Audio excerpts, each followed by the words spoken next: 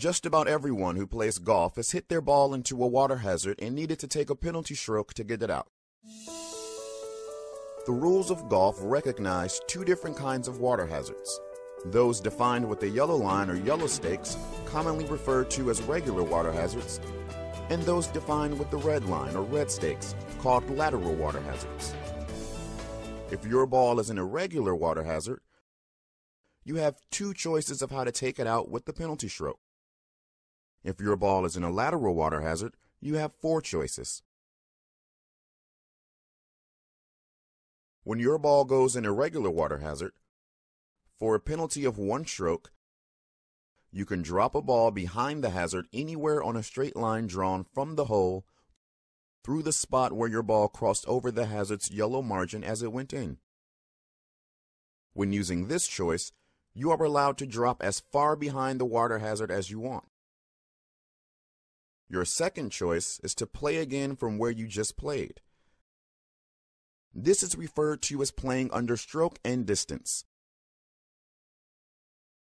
Since this player just played from the teeing ground and choosing to play under stroke and distance, he may either place or tee a ball anywhere within the teeing ground. When your ball goes in a lateral water hazard, you have four ways to get it out for a penalty of one stroke. Two of the choices are the same ones you have for getting your ball out of a regular water hazard.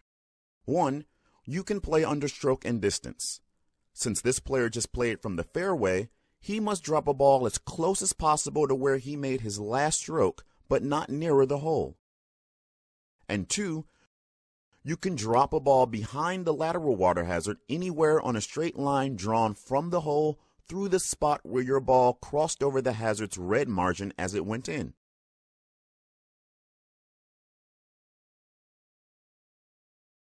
The third choice is the one players most frequently use. You can drop a ball within 2 club lengths of and not nearer the hole than where your ball crossed over the hazard's red margin as it went in.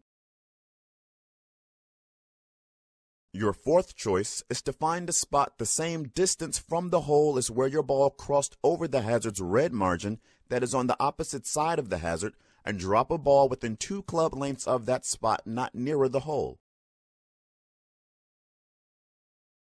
In addition to the 2 choices you have to get your ball out of a regular water hazard and the 4 choices you have from a lateral water hazard, you are also allowed to play your ball from a water hazard with no penalty stroke as long as you are careful not to ground your club or touch the water with it before you make your stroke.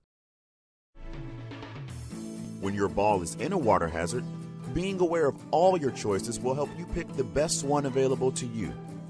There is no choice that is always the best because water hazards and other factors can vary so greatly. For more information on water hazards, refer to the definition of lateral water hazard on page 27 of the Rules of Golf, the definition of water hazard on page 34, and to Rule 26, Water Hazards, on page 97.